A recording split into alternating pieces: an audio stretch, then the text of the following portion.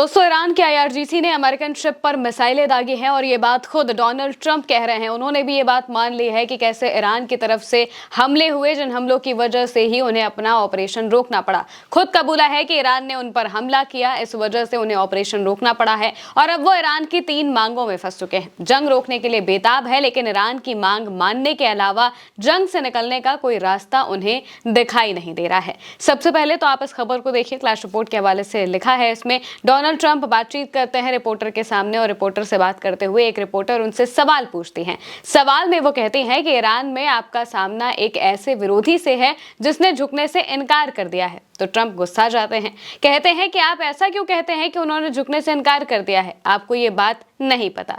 फिर रिपोर्टर सवाल पूछते हैं, कहते हैं कि कुछ दिन पहले ही उन्होंने अमेरिकी जहाजों पर गोलीबारी की थी। तो ट्रंप कहते हैं कि कुछ दिन पहले की बात पुरानी हो गई है, वो किसी भी कीमत पर समझौता करना चाहते हैं।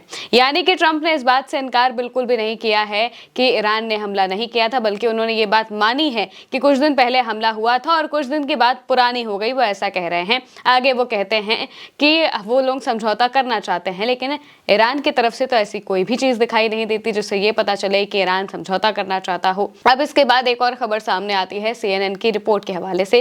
कहा जाता है कि राष्ट्रपति ट्रंप का प्रोजेक्ट फ्रीडम, जो कि 48 घंटे चला था, वो पूरी तरह से असफल रहा, यानी कि फेल हो गया। रिपोर्ट में ये भी बताया गया है कि होर्मुज स्ट्रेट में फंसे 1600 जहाजों में से केवल 2 जहाजों को ही वहां से सुरक्षित निकाला जा सका। यानी कि अमेरिकन नेवी ने 48 घंटे तक ये जो अपना ऑपरेशन चलाया, ऑपरेशन का नाम रखा उन्होंने बाकायदा ऑपरेशन फ्रीडम, और बताया कि कैसे मानवीयता वाले काम किए जाएंगे इस ऑपरेशन के तहत, लेकिन फिर भी ये ऑपरेशन का जो काम है वो नहीं हो पाता है और बाद में अमेरिका को ये ऑपरेशन बंद करना पड़ता है। अमेरिका ने अपना ये ऑपरेशन क्यों रखा, इसके पीछे भी कई वजहें सामने आ रही हैं और सबसे बड़ी वजह मिडिल ईस्ट के बाकी देश हैं। सऊदी अरब और कुवैत ने अपना एयर स्पेस देने से मना कर दिया, अपने एयर बेसिस का इस्तेमाल करने से मना कर दिया और साफ कह दिया कि हमारे एयर डिफेंस सिस्टम का भी आप इस्तेमाल नहीं कर पाएंगे, जिस वजह से ही अमेरिका को अपना ये ऑपरेशन रोकना पड़ता है। क्योंकि जब ईरान की तरफ से मिसाइलें दागी जाती हैं अमेरिकी शिप्स पर, इस बात से डोनाल्ड ट्रंप काफी ज्यादा परेशान हो जाते हैं। वो सऊदी अरब और बाकी सब देशों से कहते हैं कि हमें अपना एयर स्पेस दीजिए, ताकि क्योंकि ये जो ऑपरेशन चलाया जा रहा था, इस ऑपरेशन में उनके एयर स्पेसेस की, उनके एयर डिफेंस सिस्टम की बहुत ज्यादा जरूरत थी, ताकि अगर ईरान की आईआरजीसी नेवी जो है वो अगर हमला करे तो सऊदी अरब या फिर कुवैत से मिसाइलें मारकर उनके हमले के ड्रोन्स को या फिर मिसाइलों को इंटरसेप्ट किया जा सके। लेकिन ये देश साफ तौर से अमेरिका की मदद करने से इनकार कर देते हैं, कहते हैं कि हम ना आपको अपना एयर स्पेस देंगे, ना एयर बेसिस का इस्तेमाल करने देंगे। अमेरिका के ही एयर बेसिस का एक्सेस वो नहीं देते हैं और एयर डिफेंस सिस्टम बंद कर देते हैं, जिस वजह से ही अमेरिका को 48 घंटे के अंदर ये ऑपरेशन रोकना पड़ जाता है। क्योंकि जाहिर सी बात है कि अगर उन्हें एयर स्पेस नहीं मिलता, एयर बेसिस का वो इस्तेमाल नहीं कर पाते, तो ईरान के हमलों का वो जवाब नहीं दे पाते और नुकसान अमेरिका का ही होता। उन्हें ही अपने वॉरशिप्स पे मिसाइलें खानी पड़ती और इसके अलावा शिप्स को भी नुकसान हो सकता था, जिन शिपों को निकालने की वो कोशिश कर रहे थे। इस वजह से उन्हें 48 घंटे के अंदर अपना ऑपरेशन रोकना पड़ता है। ट्रंप ये कहते हैं कि हमने इस वजह से ऑपरेशन रोका है क्योंकि हमारी ईरान से बातचीत चल रही है, लेकिन ईरान साफ तौर से मना कर देता है और कहता है कि इनका ऑपरेशन पूरी तरह से फेल हो चुका है।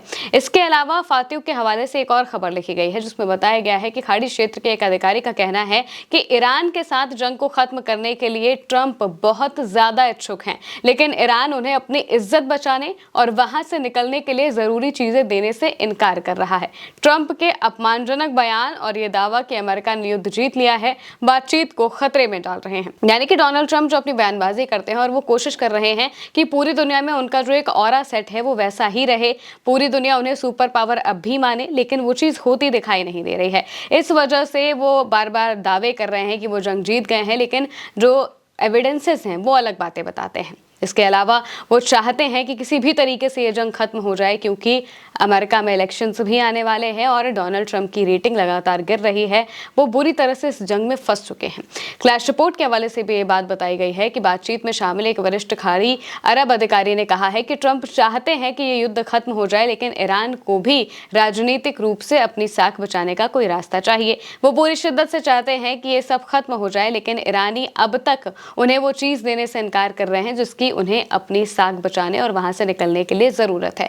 और ऐसा लगता है कि वो ये बात समझ नहीं पा रहे हैं कि ईरानियों को भी अपनी साख बचाने की ज़रूरत है। दरअसल ईरान किसी भी कीमत पर अपना जो न्यूक्लियर से जुड़ी जो चीज़ें हैं वो देना नहीं चाहता है, ना ही यूरेनियम देना चाहता है, ना ही यूरेनियम एनरिचमेंट को बंद करना चाहता है। इस वजह से डोनाल्ड ट्रंप और ईरान के बीच की ये जो बातचीत है ये रुकी हुई है, क्योंकि ट्रंप को यही चीज़ चाहिए। उन्हें अगर अपनी इज्जत बचानी है तो उनके पास अपने देश के लोगों को बताने के लिए कम से कम इतनी चीज़ तो होनी चाहिए कि हमने न्यूक्लियर बनाने से उन्हें रोक दिया, और ईरान के पास अपनी इज्जत बचाने के लिए ये होना चाहिए कि हमने अमेरिका के सामने घुटने नहीं टेके, उनको वो चीज़ नहीं दी।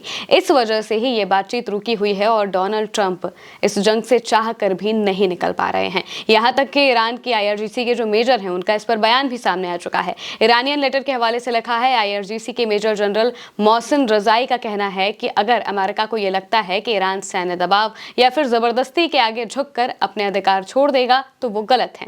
उन्होंने कहा कि ईरान कभी भी अधीनता स्वीकार नहीं करेगा। उन्होंने इस विचार को अपने राजनीतिक सिद्धांत से पूरी तरह बाहर बताया और चेतावनी दी कि ऐसी धारणाएं वॉशिंगटन की कोरी कल्पना हैं। रजाई ने राष्ट्रपति डोनाल्ड ट्रंप पर भी सीधा हमला बोला और उन्हें मानसिक रूप से अस्थिर और नैतिक रूप से भ्रष्ट बताया है, जिससे तेहरान और वॉशिंगटन के बीच बयानबाजी और ज्यादा तेज हो गई है। यानी कि जो ईरान के IRGC है उन्होंने साफ तौर से कह दिया है कि हम अमेरिका को यूं ही तो नहीं जाने देंगे, अमेरिका को पहले भरपाई करनी होगी। उन्होंने जो चीजें की हैं, जो हमारा नुकसान किया है, इस सब की भरपाई करनी होगी। बिना इसकी भरपाई किए हम वहां से अमेरिका को निकलने नहीं देंगे, और इस वजह से अब डोनाल्ड ट्रंप बुरी तरीके से फंस चुके हैं। फार्स न्यूज एजेंसी के हवाले से भी इसको लेकर एक खबर छापी गई है, जिसमें बताया गया है कि ईरान 3 मांग हैं जिनको लेकर ईरान अड़ा हुआ है। ये 3 मांगे अगर अमेरिका पूरी करता है तो ही वो इस जंग से निकल सकता है, वरना वो इस जंग से नहीं निकल पाएगा। फार्स के हवाले से लिखा है, इस नेटवर्क ने बताया है कि ईरानी पक्ष 3 मांगों पर जोर दे रहा है। मुआवजा मिलना, जब्त की गई संपत्तियों की रिहाई और नौसैनिक नाकेबंदी को हटाना, यानी कि अमेरिका अपने ब्लॉकेड को हटाए और ईरान की अब तक के जो संपत्तियां उन्होंने जब्त करके रखी हुई हैं वो वापस करे।